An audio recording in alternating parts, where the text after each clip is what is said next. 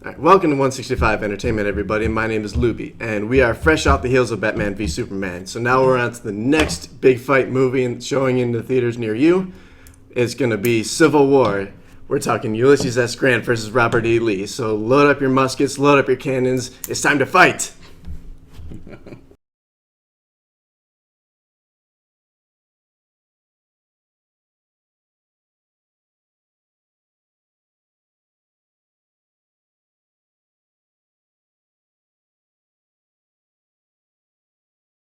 I've just been informed that it's Captain America Civil War. So we're going to replace the muskets and the cannons with vibranium and arc reactors. And I'm pretty sure Ulysses S. Grant and Robert E. Lee will not be featured in this movie. I'm sorry to disappoint our viewers. Anyway, on to the show. Here to host with me. I am Gibbo. That's right. So would you like to tell us what we're going to be doing today? We are going to be Civil Warring. We're going to be discussing the movie as it comes out, or before it comes out. And in the red corner, we have Mr. Dixon, representing, you guessed it, Team Iron Man. Correct. And in the blue corner, we have Mr. Lindley, also known as Gregg. He will be representing Team Captain America. That's right. So what we're going to do first is we're going to bring these two together before we start tearing them apart. So we're going to ask each of them what they're most excited about with this upcoming movie. So Greg, what are you most excited about for Captain America Civil War? Well, Louis, I am Thank you for asking. I am looking very much forward to this movie because of the storyline itself. Civil War is probably one of the biggest storylines in Marvel Comics. I mean, we have two of the juggernauts going up head to head to each other. I mean, this is Batman versus Superman in what? No, continue. I'm sorry. Okay. Juggernaut's a nice. It's going to be a lot of it. I'm the juggernaut, bitch. Not the Juggernaut. This is Batman versus Superman in Marvel form, but better. So I'm really looking forward to seeing the two face off, and I'm really looking forward to seeing how they work out with the storyline. Okay. Mr. Dixon. I'm very stoked for the part, and like Greg said, this is a very big part of the comics, and in addition to this, it also leads into a lot of bigger things, because this is one of the first things where it brings like the entire Marvel universe together. So maybe not necessarily in the movie itself, but what Civil War actually is it has X-Men and everybody else coming together and fighting, going against one another, people teaming up with villains that wouldn't necessarily team up with villains. And that's what the original story of Civil War is. Now, obviously, with this movie, it's not going to be that same thing because, owning rights to different people that would normally be involved in the war. Right. But the big portion of it is what it leads to, what's down the chute and what they're setting up for, which is Infinity Wars. And this is the starting point for it. Yes, they had like Avengers where they kind of hinted at it a little bit more, but this is like the event that is going to push everything forward. It's going to start the conflict between mutants or superheroes and humans, and what is done to alleviate that, and what is done to try and make sense of it, make order of it, and to go furthermore to find out down the line that there is going to be a bigger evil. And I'm very excited to see how they're going to do it from this standpoint without having all the key players that were normally involved in the Civil War comic, and see how they kind of elevate it into a different type of series, a different type of storyline, but also do the same thing. Okay. What's an Infinity War? It's a war that never ends. This is the war that Never ends. It just goes on and on. Okay. All right. Do you have anything you're excited about, Gibbo, for this movie? Thank you for asking. I'm just excited to see them, another epic blockbuster, That's see right. them beat the crap out of each other. And, That's right. we all saw, or I assume most of us saw the latest trailer with Spidey. So I find that pretty awesome. I agree. I think one of the things I'm most looking forward to is seeing how they're going to start handling Bucky in this movie, because having him kind of torn between, kind of fighting off the brainwash that he's been having over the past several years, which we saw in Winter Soldier, and then since in most of the trailers we've seen him work side by side with Cap, so kind of seeing how Cap handles that, how Bucky kind of tries to shake what's been happening to him all these years, and to see how he tries to integrate himself with everybody else, which, as we've seen, isn't going to be very. It's not going to be taken very positively based on the fact that he tried to shoot Tony Stark in the face, and then we've got Black Panther chasing after him. So I kind of want to see where they're going to take his character in all this. So now that we got all the positivity out of the way, let's get to the nitty gritty of this battle, and let's see. So, Team Captain America, Yes. you're representing Team Freedom, Yes. correct? And Team Iron Man, you're representing Team Accountability, if I'm not mistaken. Yeah. So I want to hear your points on why you're so firm on being on one side versus the other, and then maybe see if you can even try and sway someone to come over to your side. So let's start. Since it's technically Captain America's movie, I apologize, but let's pass the mic over to Cap and Okay. see what you have to say. Well, like you said, this is Team Freedom, and like Cap says in the trailers, he says when you see an issue or you see a conflict, you can't ignore it. That's why they're superheroes. That's what they do for a living. When they see conflict, they are there to help civilians. They are there to make a difference in the world. Mm-hmm. Who are they to have to be put in some kind of line? I understand that accountability has to be present, but not to the point of just strict terms, of ignoring issues, of ignoring conflict, of ignoring wars, not making a difference when you kid. Like, how could you do that? How could you live with yourself knowing that you were ignoring civilians that are in trouble and you're ignoring the present issues in the world? Well said. Mr. Dixon. So, in regards to that, with the actual thing of accountability, and something that you bring up is like not ignoring things, but in all the situations that happened prior, where ignoring was not even on the table, they just went in and did that. You're saying you want to save tons of people.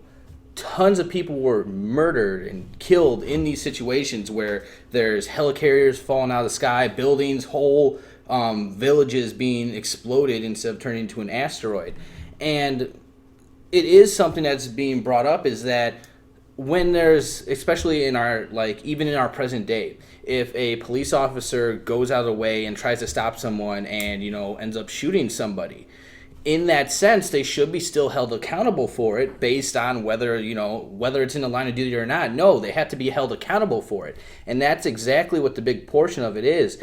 And the thing that always rings with me is the lines like, if we aren't accountable for it, what makes us different than the villains?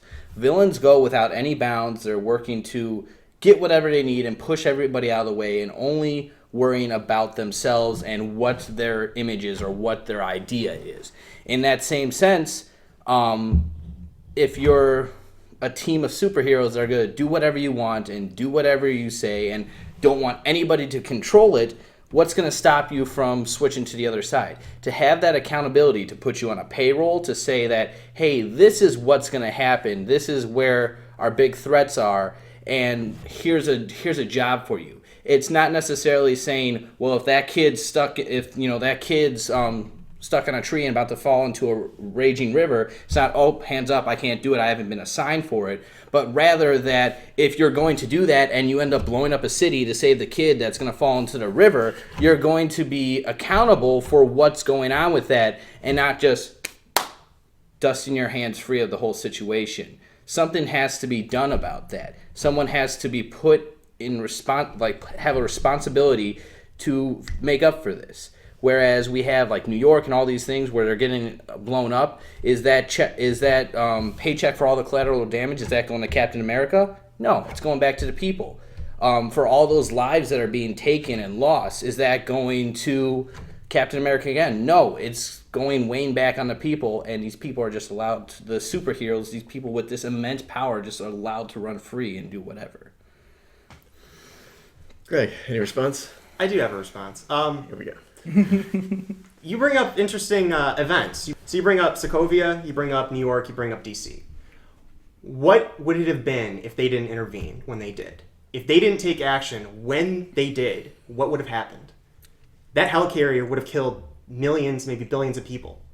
That was ready to be fired. It was armed and it was ready to go. If Captain America didn't intervene, millions of lives would have been lost.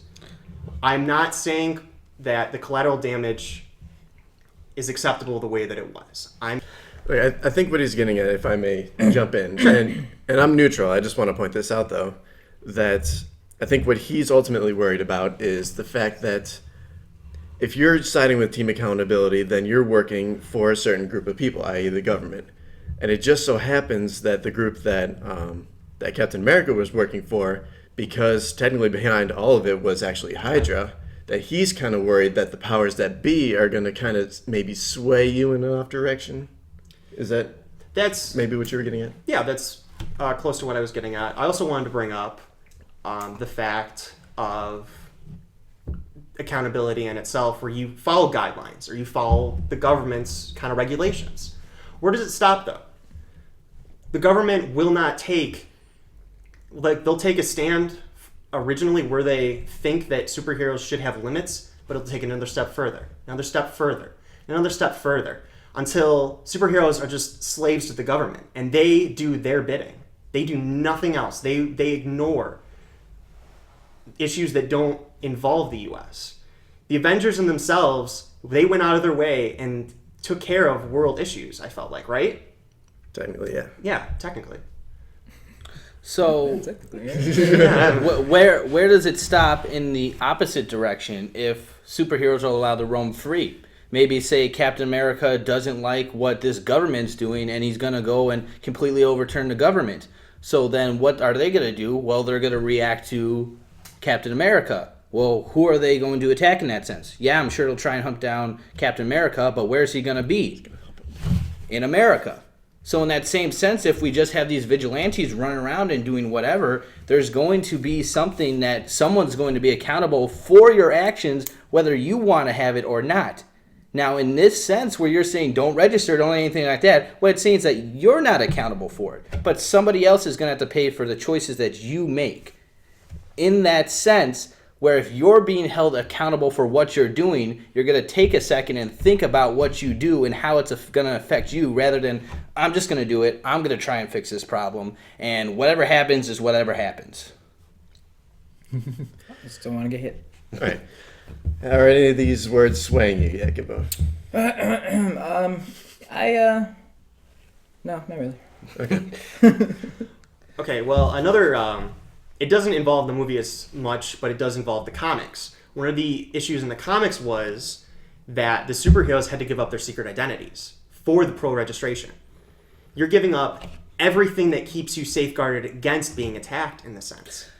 Peter Parker gave up his identity as Spider-Man, right, in the comics? Yes. That opens up a whole Can of worms. can of worms. Thank you, good boy. That opens up a whole can of worms. That's what I mean. His loved ones. Good job. Proud of you. His loved ones would fall, but his family, his friends, everybody that he knows would be a target. The Registration Act would not have been a solution in the comics, and I don't know how far this is going to go in the movies, but it's kind of a similar storyline, but it's still got, I mean, there isn't like an actual registration, but going back to the accountability, it's... See, I can agree with you. I think the revealing the secret identity is kind of a crappy thing because it does put people that you're with in harm's way. But what you're also saying is that if we don't reveal the secret identity, these people will never be found out and no one's ever going to take advantage of that. I mean, we'll refer to another movie that was recently happened with Batman v Superman. They found out about Superman's mom. No matter if he registered or said what his name was anyways, they found out who his mom was. They found out who his girlfriend was. That stuff's going to happen.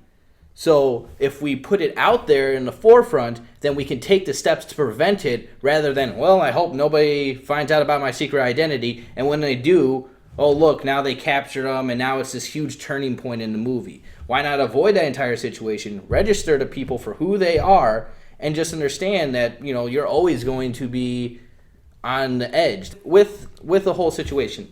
Cops are always being registered. They're known, and their families are in just as much risk as anybody else. Just like you would say with Peter Parker revealing the identity, Aunt May, Mary Jane, or whoever, Gwen Stacy, whoever's alive in that timeline. I don't know. Gwen's already dead. Yeah, she's dead already. But they're going to be in the same situation that a cop's family would be. and cops' families are always going to be in danger in that same sense. But the cops are still registering themselves. They're still going through and getting getting it because there's a job that needs to be done. They're being held accountable for the actions, and they know what they do every single day on the beat is going to put someone in jeopardy. But they rather be going for the greater good and understanding that they're putting their livelihood on the lines to protect the greater good. And that's the same thing that should be for superheroes, except they just have bigger guns. And that's the thing, though, is superheroes have bigger guns. So you have bigger, badder enemies. You don't want to have people that are just have the capability of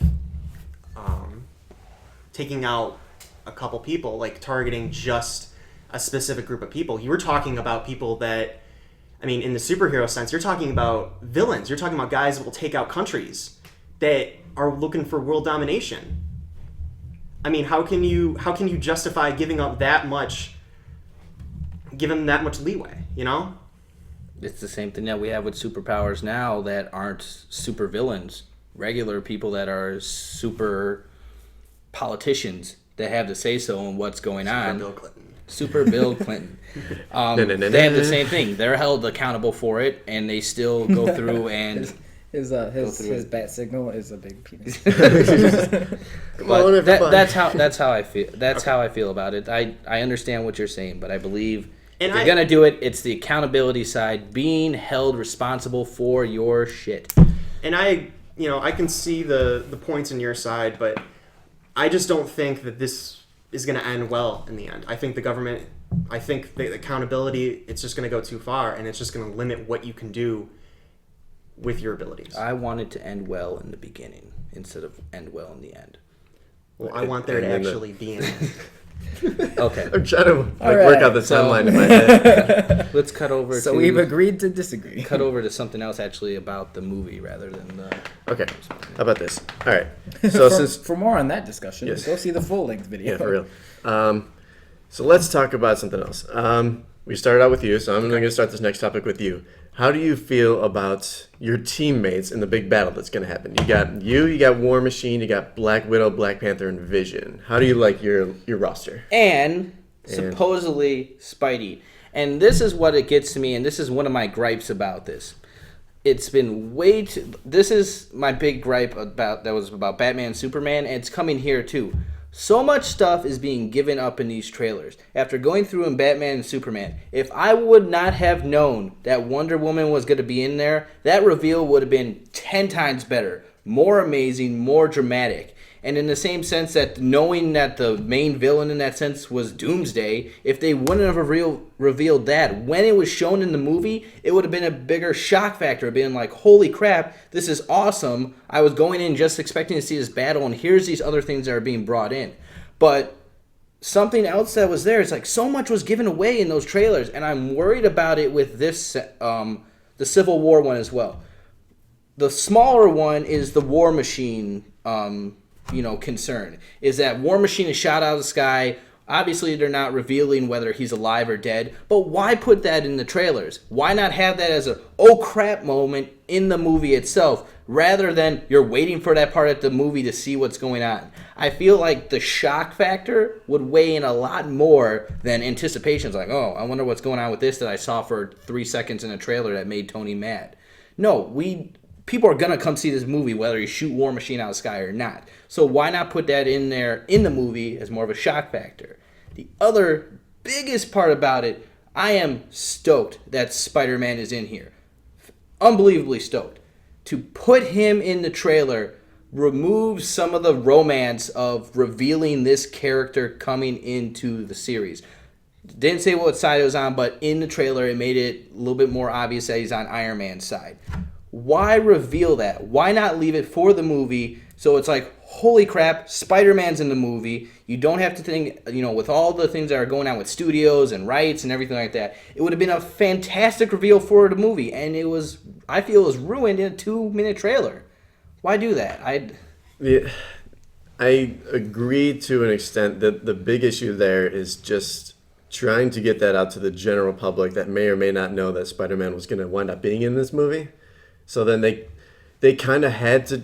They didn't have to drop that, but then they felt that they had to try and even widen the audience that they're going to try and bring into the theaters for that. But I agree, it would have been really cool to not know when he would be showing up, and then to just when you see him come in and take Cap's shield and flip in or whatever, then to have that awe-inspiring moment. You have Ant. Oh man, I'm all thrown off now.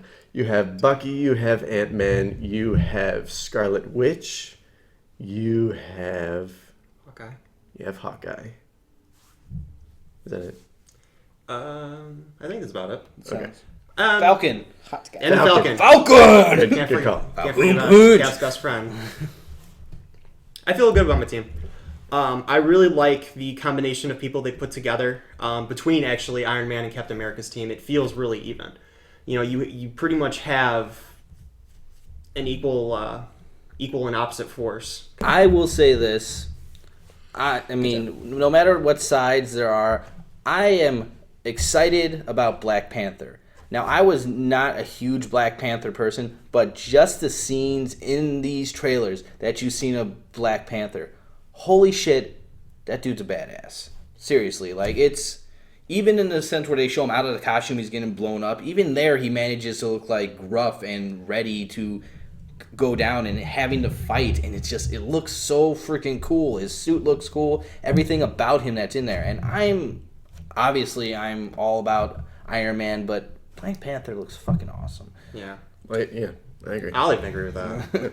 I think the kind of like the team ups too, because we had our clips of Iron Man getting his ass kicked by Bucky and Cap, and then you had the iconic, and I feel like it's iconic, the iconic vision or the iconic visual of Ant-Man riding on top of Hawkeye's arrow. Yes, that was pretty big insane. thing, a big thing in the comics, and a lot of people are waiting for it. Especially the comic heads are like watching that scene, and that's once again it's another thing. And I feel like if this happened in the movie and wasn't spoiled in the trailers, it would be so much bigger, much bigger. And it's just I feel like it's losing that pizzazz. But with that being said, putting it off to the side, it's awesome. Yeah. Wait, there's more.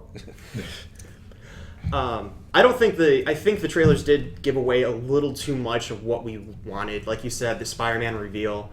A lot of the fight scenes, it seems like they kind of like got bits and pieces of it. So when it comes up, it's not going to be like in your face insane, kind of like with Batman and Superman. I mean, they kind of gave away the fight scene through there, but I'm still really looking forward to seeing how it breaks off because, I mean, you're going to have Scarlet Witch up against Vision. You're going to have obviously Cap up against Iron Man. You're probably going to have Bucky and maybe Black Panther going head to head. I mean, there's a lot of combinations that they could go with, and I'm really looking forward to the side fight scenes because you have that one of the scenes that I really thought I'm looking forward to actually watching in the movie, but it's already spoiled, is where Tony and Bucky are fighting hand-to-hand combat, and Tony's trying to take his suit out, and he pulls the glove over his hand, and he covers up the muzzle of the gun, and Bucky fires it. Mm-hmm. Like, that was iconic to me, saying that, like, this is no holds bar. Somebody's going to die. It's going down. It's going down. It's going down. They're not going to be taking any chances. So they're out for blood. I mean, that is something that it's a lot of these battles look like they're going to be promising. Yep. I have a comment.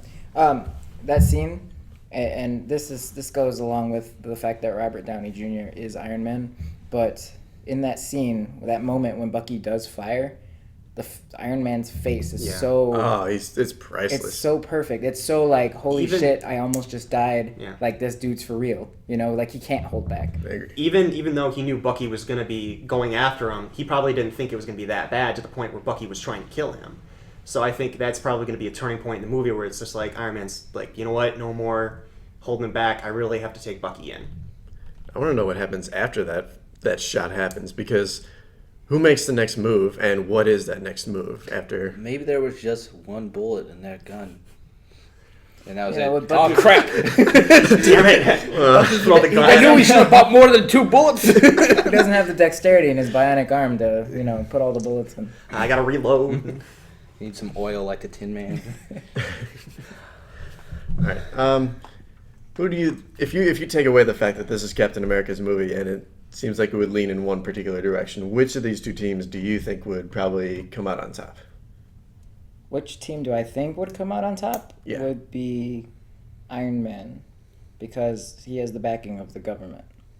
So it's... I mean, I'm just talking about in terms of like just the hand-to-hand combat or whatever, not okay. just... So outside of the situation they're in, the two teams against each other, I don't know if I know enough about all of the minor, I don't want to call minor, but the other heroes. Yeah, in the in not story. headline Right. fights. Right, but I mean that's it's a tough one. I think that if you take personalities into account, I think that Team Iron Man still has the advantage because Team Captain America, they are fighting for a cause, but they don't necessarily, at least at first, want to kill the other heroes. They're not out for blood. Apparently in the movie, in the trailers, it looks like they end up doing that. But so I'm eager to see why, like what pushes each team to that point. Yeah. But yeah, no, I think it's kind of like Superman versus some superpowered villain where Superman doesn't want to kill him because Superman's a good guy like that. Like I think that's Captain's weakness. But again, in their situation, I think Team Iron Man also has the advantage because they got the government's backing. But yeah, like I said, it's hard to tell. As we wrap up this discussion, let's talk about where we think this movie might wind up ending. So, by the end of the fight, by the end of everything, like we're talking the last 5 or so minutes, where do you think each character is? Where do you think this universe is kind of going to be sitting? I think the universe is going to be torn.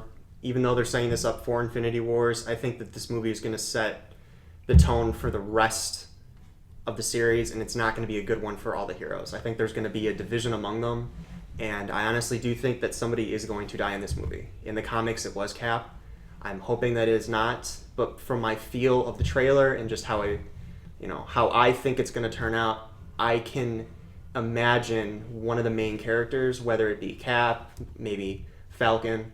I think one of them is not going to make it out of this fight alive, and I think it's going to set a dark tone for the rest of the Marvel Universe. Okay.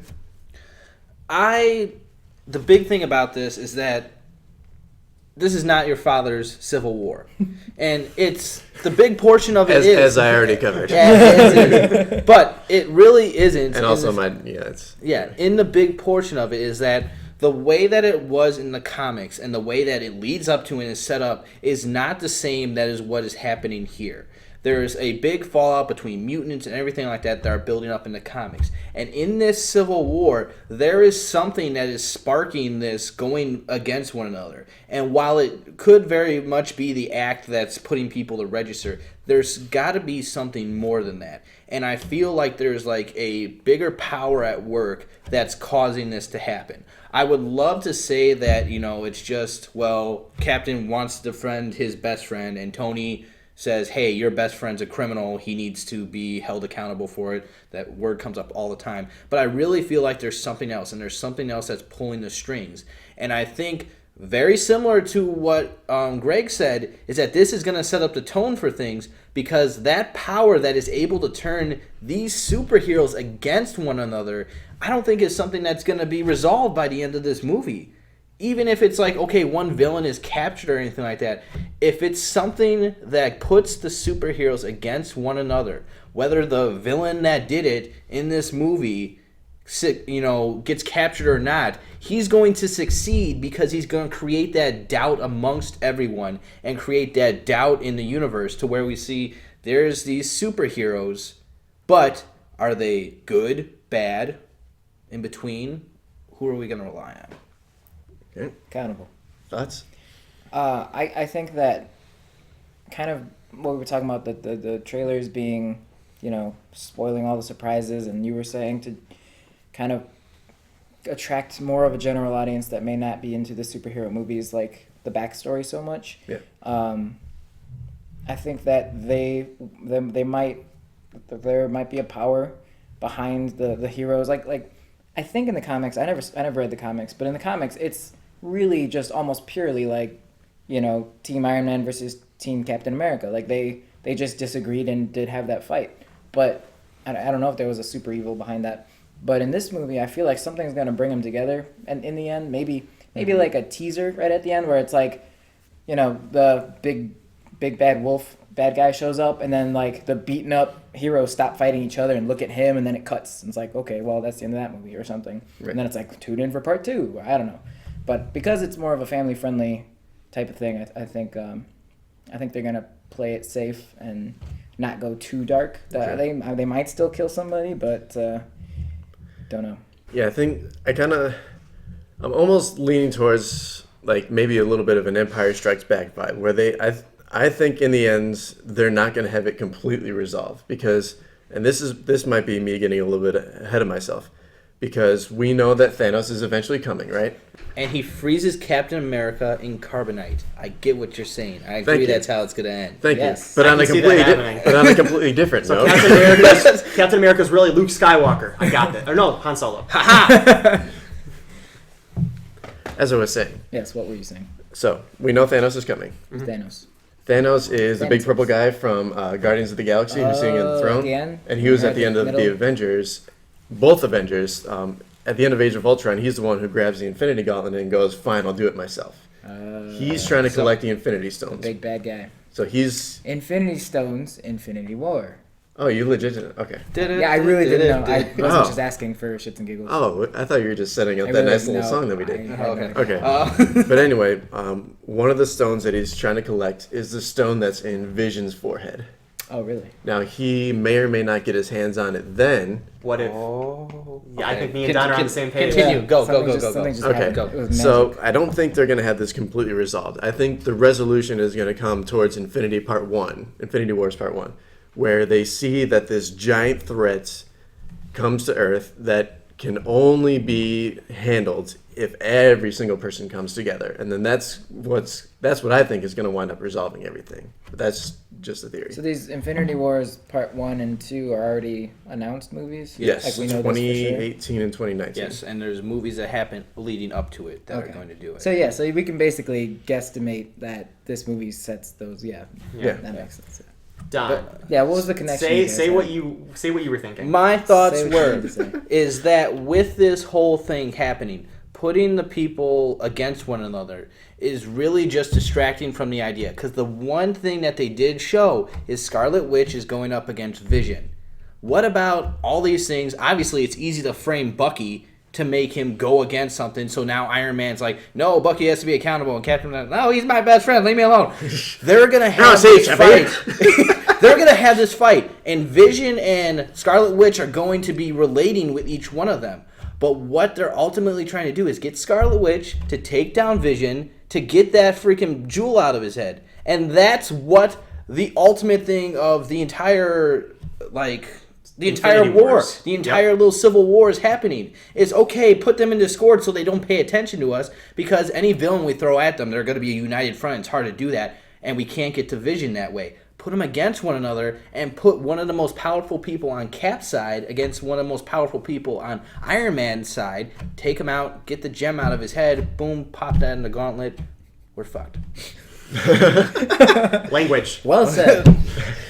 Tell me that's not what you were thinking. That is exactly what I was thinking.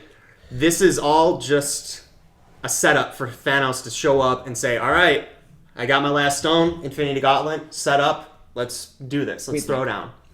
What? We think. We think. We think. We theorize. We think. It seems. Yes, this is In approximation. theory. We do not speak for the creators of the story. But it would make sense, and it's something that will go through. But if Disney And wants I mean, to hire us. we do have Crossbones in the movie, so that's one villain. So what if Thanos?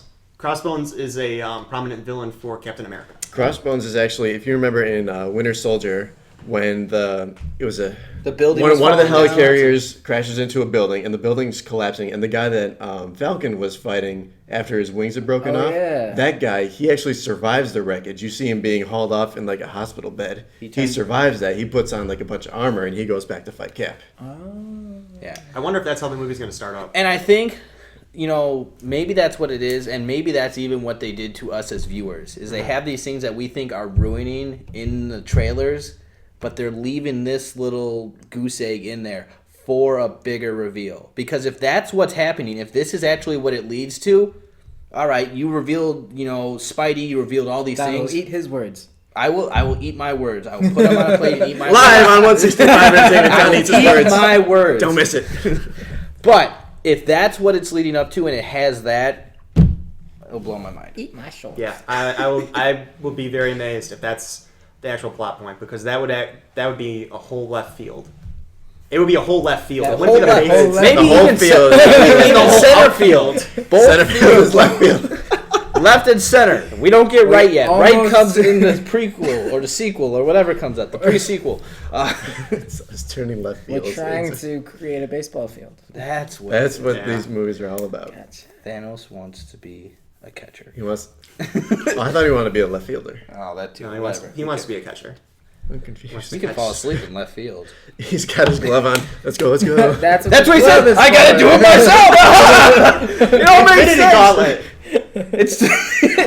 It's not all for- baseball metaphor. It's all baseball. It all leads to baseball. That's what it is. He always wanted to be in the major leagues, and this is his chance to do it. Oh my god. All right. All right, we're done. We got it. We don't need to see the movie. It's over. We don't need to. It's baseball. It's a wrap. Baseball's the key. All right. Does anyone have anything else that they want to say before we completely wrap this thing up? I just want to ask Iron Man, in the sense of Do Cap. you bleed? Do you bleed? Ask me to in prom. Will you? I never.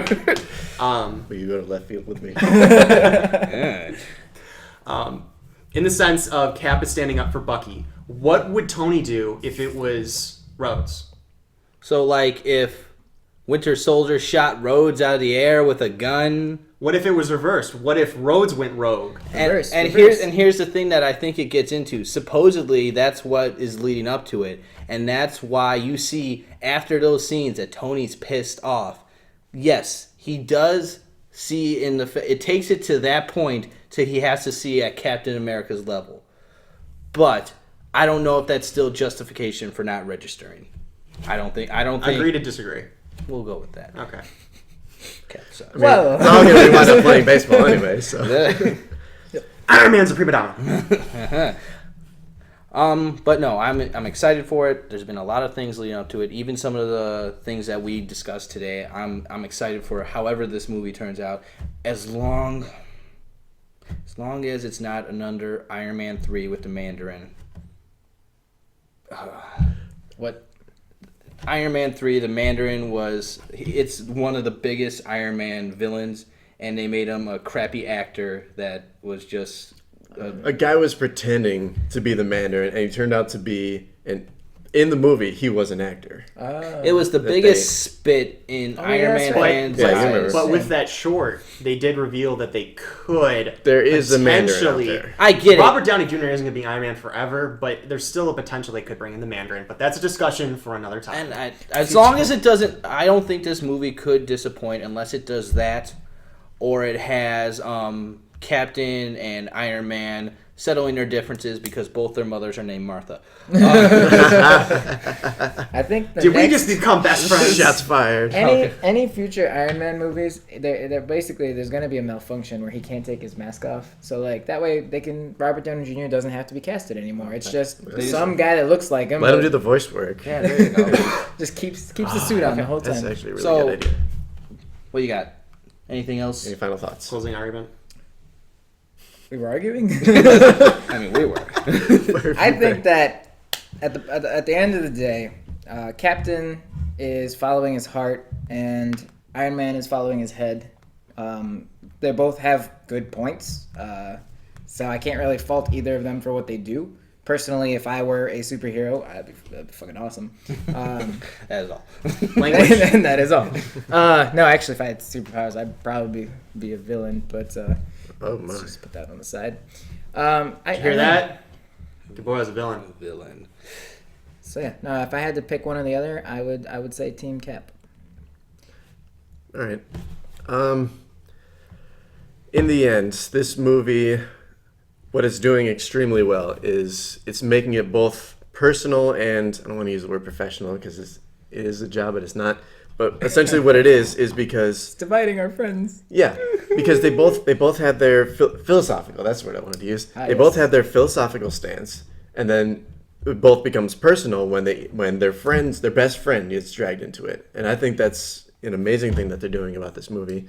So I want to see how they handle that. I want to see where it ends up. I want to see where Phase 3 goes from here. And I'm just excited to see I can Spider-Man. tell you where the movie's going to end. It's going to end right where it started, on the movie screen. Okay. I'm done. Just in case the movie didn't. But in the end of it all, Steve, he is my friend. That was my line. I know. You were supposed to just go with it. I don't know But- what's happened. Ultimately, I think we're going in a positive direction here. Absolutely. I could do this all day. All right. I think that's a good point to end. Hulk smash! I don't know. Thanks for I watching thought about 165 Entertainment. Thanks for watching this video. We're going to wind up having an actual review video as soon as possible after the movie comes out. We'll let you know our thoughts on it. But for now, thanks for watching. Please subscribe to the channel. Please watch all of our other videos. Please subscribe. Please. Oh. Please, sir. Please, sir, I have to subscribe. All right. I have been Luby. I'm Greg. Where are you now? I am Gibbo. And I'm Dixon. Thanks for watching.